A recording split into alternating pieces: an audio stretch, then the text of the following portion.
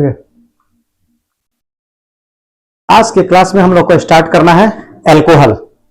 पिछले क्लास में तो हम लोग बाकी चीज देखे थे। एल्कोहल बनता कैसे है? सबसे पहले तो कहता है कि जो एल्किल हैलाइड RX की अभिक्रिया NaOH एक्वस मतलब जलीय होना चाहिए, जल में घुला हुआ होना चाहिए। जब इसके साथ अभिक्रिया कराते हैं और इसे गर्म करते हैं, गर्म करने का मतलब है ये डेल्टा का साइन या ट्रायंगल का जो त्रिभुज का साइन देते हैं वो गर्म करने का निशान है। कहता है कि जब एल्किल हैलाइड को सोडियम हाइड्रोक्साइड के जलीय विलयन के साथ गर्म करते हैं तो यह सोडियम इसके साथ अभिक्रिया कर लेता है और यहां क्या होता है ROH अर्थात एल्कोहल का निर्माण करता है, साथ में NaX बनाता है।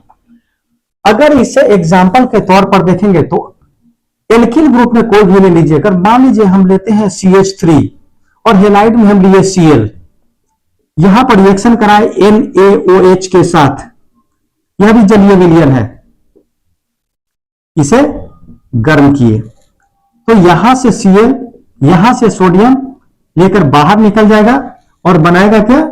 NaCl। यह कैसा होगा? एक्वस होगा, अर्थात पानी में घुला हुआ होगा, क्योंकि जलीय विलयन है। यहां CH3 और यहां OH, CH3OH, इसका नाम क्या हो गया? CH3 को कहते हैं मेथिल और OH को एल्कोहल। दूसरा इसे थोड़ा सा बड़ा ले लीजिए एग्जांपल, CH3 CH2Cl। जब इसकी अभिक्रिया सोडियम हाइड्रोक्साइड के जलीय विलयन के साथ कराते हैं, विलयन है, और इसे गर्म करते हैं तो यहां क्या है? क्लोरीन और यहां से सोडियम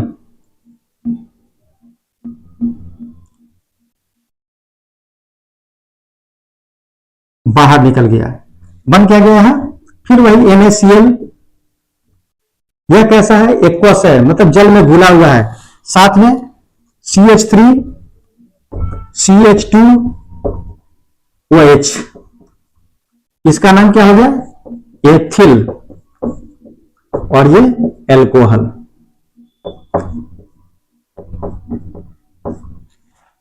ये एक मेथड था। दूसरे मेथड की बात करते हैं तो दूसरे मेथड में आप पहले भी देख चुके हैं, चाहे पहले कभी पढ़े होंगे, ईस्ट के द्वारा, ईस्ट का द्वारा फर्मेंटेशन कराया जाता है।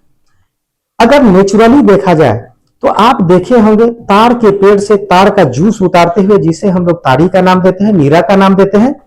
वह क्या है? जिस समय तार के पेड़ से जो जूस निकलता है वो उसमें शुगर मौजूद होता है, वो स्वीट होता है, उससे बहुत सारे जगहों पर मीठा बनाया जाता है।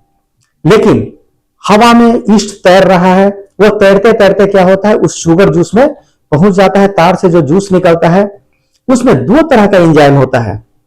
एक एंजाइम इन्वर्टेज जो होता है, शुगर को तोड़ देता है ग्लूकोज और फ्रुक्टोज में, और दूसरा जाइमेज जो ग्लूकोज और फ्रुक्टोज को एल्कोहल में तोड़ देता है, साथ में कार्बन डाइऑक्साइड निकलता है। तो उसी विधि से हम लोग क्या करते हैं? उसे कॉमर्शियल मेथड कहते हैं, कॉमर्शियल मेथड, औद्योगिक विधि। कॉमर्शियल मेथड का मतलब होता है कि जब किसी चीज को बड़े पैमाने पर तैयार करते हैं तो वह मेथड कॉमर्शियल कहलाता है। कहता है कि C12H22O11, जब इस पर ईस्ट काम किया, एंजाइम कौन है? इन्वर्टेज। यह क्या होता है? यह जो शुगर है, चीनी है, यह दो भागों में टूट जाता है, C6H12O6 प्लस C6H12O6 ग्लूकोज, और ये क्या है? फ्रुक्टोज। दोनों का सूत्र एक ही है। यह सिंपलेस्ट शुगर है। अब बाजार में जो ग्लूकोज मिलता है यही ग्लूकोज है। लोग कहता है ग्लूकोज खाइएगा तुरंत एनर्जी मिलेगा। यह C6H12O6 फिर इस पर ईस्ट का, यहां पर जाइलेज C2H5OH प्लस 2CO2।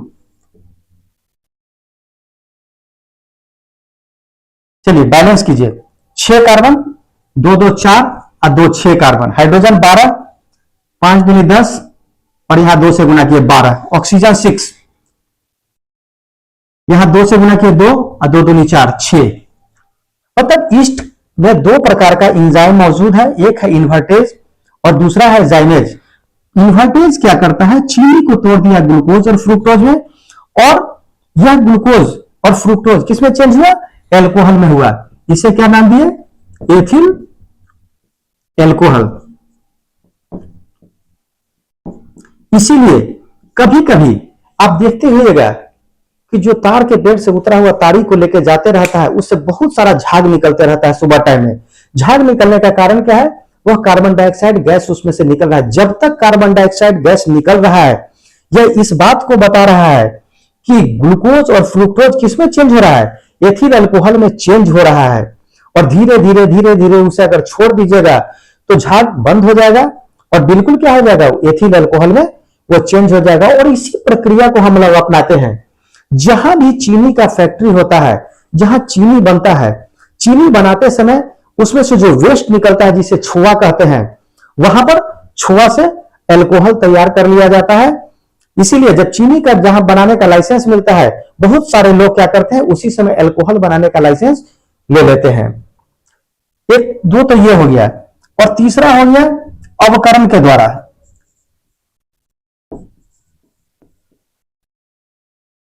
यह क्या है, carbon monoxide.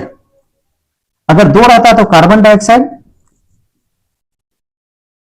Carbon monoxide.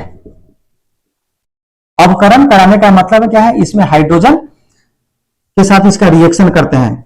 जेडेनो zinc oxide या Cr2O3 क्रोमियम ऑक्साइड की उपस्थिति में, तो देखते हैं यह बनता है CH3OH मेथिल एल्कोहल।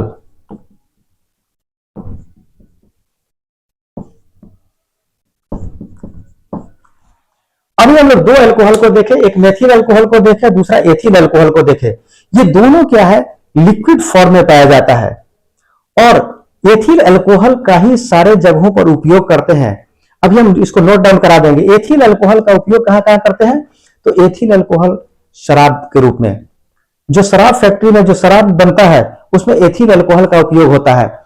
दूसरा, जितने भी कफ सिरप आप पीते हैं, खांसी की दवाई, उसमें एथिल अल्कोहल का ही उपयोग होता है। तीसरा, जो टिंचर होता है आयोडीन, इसमें क्या करते हैं, इसके साथ आयोडीन मिला देते हैं तो एक टिंचर तैयार हो जाता है जख्मों को साफ करने के लिए। यह हमें एनर्जी देता है, यह हमारे पाचन को भी ठीक रखता है। बट इसका सबसे ज्यादा दुरुपयोग होता है नशा के रूप में। और जब नशा के रूप में एथिल अल्कोहल लीजिएगा तो सबसे बड़ा परेशानी क्या आता है, उसमें आपका रिस्पॉन्स टाइम बढ़ जाता है। आपको यह पता है कि गाड़ी अगर चला रहे हैं तो हमको ब्रेक लेना है, लेकिन ब्रेक क्या करते हैं, सही समय पर नहीं ले पाते हैं। आपको ब्रेक लगाना है, ब्रेक लगाते लगाते थोड़ा देर हो जाता है, तब तक आप क्या करते हैं, नॉक कर देते हैं, उसे धक्का मार देते हैं। तो यह क्या करता है, आपके रिस्पॉन्स टाइम को बढ़ा देता है। तो इसका उपयोग क्या है, सबसे पहला उपयोग एथिल अल्कोहल का उपयोग शराब के रूप में, एथिल अल्कोहल का रूप टिंचर के रूप में, एथिल अल्कोहल का रूप उपयोग खांसी की दवाइयों में। जितनी भी होम्योपैथिक दवाइयां हैं सब में एथिल अल्कोहल का उपयोग होता है। और आजकल तो 20% एथिल अल्कोहल को हम लोग क्या करते हैं, पेट्रोल में मिलाते हैं और उसे पावर अल्कोहल कहा गया है, उसका उपयोग करते हैं। जिससे क्या होता है, अल्कोहल तो हम लोग कहीं भी बना लेते हैं, पेट्रोल में उसे मिक्स करने पर पेट्रोल का क्षमता भी बढ़ गया। तो इसे नोट डाउन कीजिए, हम इसे लिखा देते हैं सब। चलिए अब हम लोग को देखना है एथिल अल्कोहल का उपयोग, ये आपको बता दिए हैं अभी, शराब के रूप में, टिंचर आयोडीन के रूप में जिसका उपयोग घावों को साफ करने में होता है, कफ सिरप में, साथ में टॉनिक में, क्योंकि यह एनर्जी भी देता है। अब एल्कोहल का अभिक्रिया देखेंगे।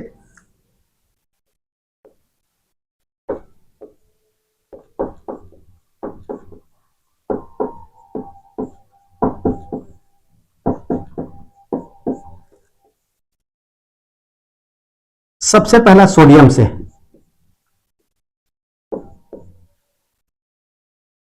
तो C2H5OH जब सोडियम के साथ इसकी अभिक्रिया कराते हैं तो सोडियम क्या करता है, इस हाइड्रोजन को डिस्प्लेस कर देता है, यहां से रिप्लेस करके खुद उसका जगह ले लेता है। जैसे ही इसका रिप्लेस किया तो क्या बना है, C2H5ONA, H हट गया, सोडियम आ गया, साथ में यह हाइड्रोजन मुक्त हो गया। तो चूंकि हाइड्रोजन हमेशा H2 के रूप में होगा तो 2, यहां भी 2, यहां भी क्या हो गया, 2 हो गया। इसका नाम क्या हो गया, सोडियम एथोक्साइड।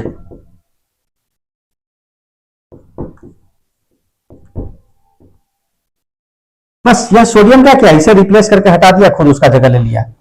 दूसरा अभिक्रिया देखते हैं HBr के साथ, हाइड्रोजन ब्रोमाइड के साथ, HBr के साथ अभिक्रिया, C2H5OH प्लस HBr। देखिए यहां जो अभिक्रिया हो रहा है, यहां से OH और यहां से H, H2O जल बाहर निकल गया, बच क्या गया,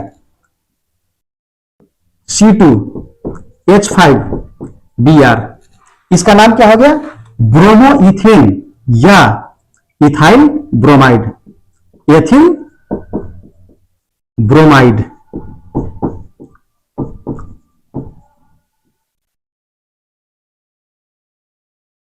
अभी हम देखें सोडियम के साथ अभिक्रिया, HBr के साथ अभिक्रिया। तीसरा H2SO4 के साथ, 2 केसेज है। पहला केसेज देखेंगे 140 डिग्री सी पर, यह 2 स्टेप में होता है, C2H5OH प्लस H2SO4। जब इसकी अभिक्रिया कराते हैं तो यहां से H और यहां से OH लेके बनाया क्या, H2O, साथ में बच क्या गया, C2H5 और यहां पर HSO4।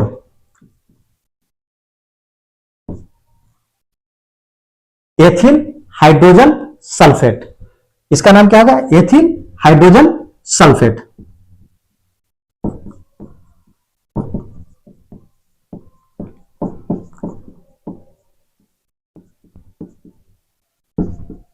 यह 100 डिग्री पर हुआ अभिक्रिया, 100 डिग्री सी पर।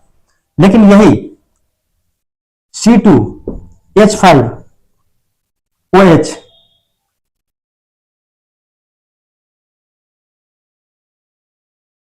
प्लस C2H5HSO4, जैसे ही इसको 140 डिग्री सी पर कराए तो देखा गया क्या, यहां से H ये और यहां से HSO4, ये दोनों मिलकर क्या कर लिया, H2SO4 बना लिया। यह सल्फ्यूरिक अम्ल अलग हो गया, बच क्या गया, C2H5O और साथ में C2H5। यह ईथर हो गया, O के दोनों तरफ लगा हुआ है, इसका नाम क्या हो गया, एथॉक्सी एथेन। यह अभिक्रिया 140 डिग्री सी पर था, तो 2 स्टेप में, पहला 100 डिग्री पर यह रिएक्शन हुआ और 140 डिग्री पर यह रिएक्शन हुआ। तो इसे जल्दी से नोट डाउन कर लें, फिर हम लोग देखेंगे 170 डिग्री पर क्या होता है। चलिए तब तक नोट कीजिए। अब हम लोग को देखना है H2SO4 के साथ अभिक्रिया 170 डिग्री सी पर, C2H5OH एथिल अल्कोहल। जब इसकी अभिक्रिया H2SO4 के साथ कराए तो फिर यहां 2 स्टेप में, एक तो 100 डिग्री सी पर, यहां से OH और यहां से क्या लेंगे, एक H, क्या बनाएगा, H2O, साथ में C2H5HSO4, इसका नाम क्या हो गया, ethyl hydrogen SO4 sulphate, C2H5HSO4 जो आपका एथिल हाइड्रोजन सल्फेट है, यह 170 डिग्री सी पर क्या होता है, इसमें से HSO4 और यहां से एक H और लेके निकल जाता है, क्या बनाता है, H2SO4, इससे अलग हो गया, मतलब सल्फ्यूरिक।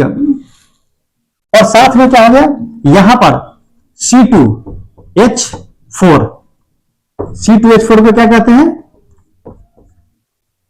एथिल डबल बॉन्ड वाला।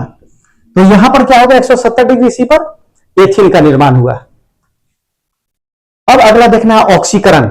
ऑक्सीकरण मतलब ऑक्सीजन का जुड़ना।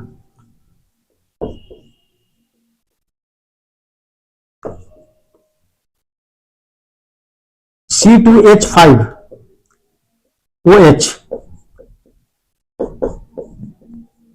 एथिल एल्कोहल, यह KMnO4 पोटेशियम पर मैग्नेट।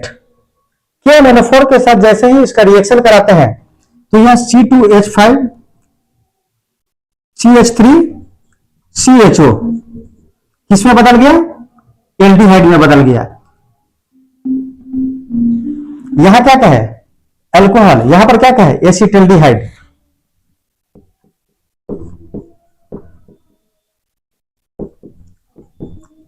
अगर इसका नामकरण करेंगे तो एक दो कार्बन वाले को क्या कहते हैं, एथ, तो एथेनल, ALE। यहां पर अल्कोहल में बता है एथेनॉल, यहां क्या बता है, ETHAN, E हटेगा, यहां OL लगेगा, यहां पर क्या लगेगा, AL, एथेनॉल, एल्डिहाइड हो गया। फिर यह क्या होता है कि KMnO4 की उपस्थिति में यहां पर रुकता नहीं है, यहां पर क्या बना, CH3COOH, इसे कहते हैं एसिटिक एसिड, एसिटिक अम्ल। अगर इसे आईपीएससी में लिखेगा तो एक दो कार्बन लेकर क्या कहते हैं, इथेन में से ई हटाना था और क्या लगाना था, ओइक एसिड, एथेनोइक एसिड। तो ये क्या हो गया, जैसे ही KMnO4 के साथ इसे करा रिएक्शन तो यह क्या हो गया, ऑक्सीजन जुड़ जुड़ के क्या हो गया, ऑक्सीकरण होता गया, एल्कोहल से क्या बना, एल्डिहाइड बना, और एल्डिहाइड से अम्ल बन गया। तो चलिए इसे नोट डाउन कीजिए, फिर लिखाते हैं। अब हम लोग को देखना है विकृतीकृत अल्कोहल, डीनेचर्ड अल्कोहल या मेथिलीकृत स्पिरिट। दरअसल अल्कोहल का बहुत ज्यादा उपयोग है और इस उपयोग के कारण अल्कोहल को एक जगह से दूसरे जगह ट्रांसपोर्ट करना पड़ता है। क्योंकि अलग अलग जगहों पर अलग अलग फैक्ट्रियां हैं जो दवाइयां बना रही है, कोई टॉनिक बना रहे हैं, कहीं शराब बन रहे हैं, और लोगों को पता है कि एथिल अल्कोहल जा रहा है और एथिल अल्कोहल की चोरी होती है और उसे नशा के रूप में लोग उपयोग करते हैं। चोरी ना हो इसीलिए ethyl alcohol C2H5OH ethyl alcohol में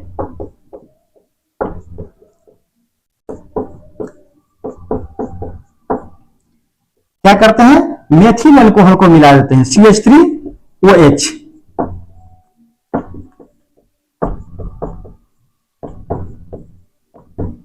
कितने मिलाते हैं, मात्र 5 to 10%। जैसे ही इसको रंग मिलाएंगे इसका रंग कैसा हो जाएगा, हल्का नीला हो जाएगा, नीला रंग हो जाएगा।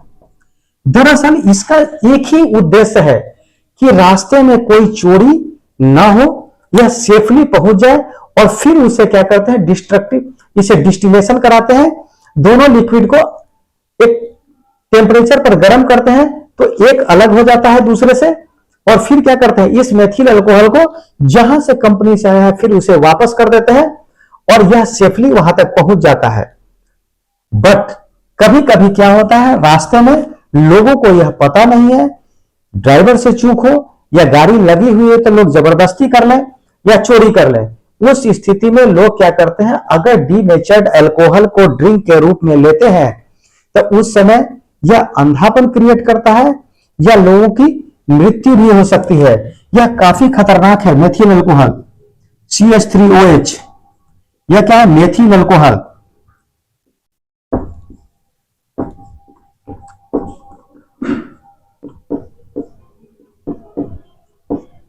यह क्या करता है? अंधापन लाता है। बहुत सारे जगहों पर सुनते हो गए लोग शराब पीने से अंधे हो गए। यह कारण हो सकता है, कोई जरूरी नहीं कि यही हो, लेकिन यह भी एक कारण है। दूसरा क्या है? यह प्रोटोप्लाज्म को जमा देता है। प्रोटोप्लाज्म को जमा देता है। जब प्रोटोप्लाज्म जम जाएगा तो ऐसे ही आपकी मृत्यु हो जाएगी। प्रोटोप्लाज्म क्या है? जब हम लोग पढ़ेंगे सेल के अंदर जो लिक्विड मौजूद है उसे आप साइटोप्लाज्म कहते हैं, और न्यूक्लियस के अंदर जो मौजूद है न्यूक्लियोप्लाज्म, सभी को मिला देते हैं तो प्रोटोप्लाज्म कहलाता है। तो यह इसी प्रोटोप्लाज्म को क्या कर देता है? क्लॉट कर देता है। कैसे? जैसे जिस प्रकार अंडा को उबालने के बाद क्लॉट होता है, उस प्रकार यह जम जाता है ऑमलेट की तरह। तो क्या होगा? आपका सेल ही काम करना बंद कर दिया, सेल की कार्य क्षमता खत्म हो गई और आप इस स्थिति में मर सकते हैं। तो यहां पर विकृतीकृत एल्कोहल, डिनेचर्ड अल्कोहल, एल्कोहल को डिनेचर्ड या मिथाइल इसलिए मिला, मिथाइल अल्कोहल इसलिए मिलाया जाता है कि सिर्फ इसकी चोरी ना हो और सही सलामत वो अपने जगहों पर पहुंच जाए। चलिए इसे नोट डाउन कीजिए, और आज सिर्फ इतना ही। कल हम लोग देखेंगे आगे, लेकिन जो भी हम कराते जा रहे हैं यह चैप्टर बिल्कुल फिनिशिंग के कगार पर है। 1 से 2 टॉपिक बचा हुआ है, तो आप जितना जल्दी इसे रिवीजन कीजिए। चलिए आज के लिए इतना ही। Thank you.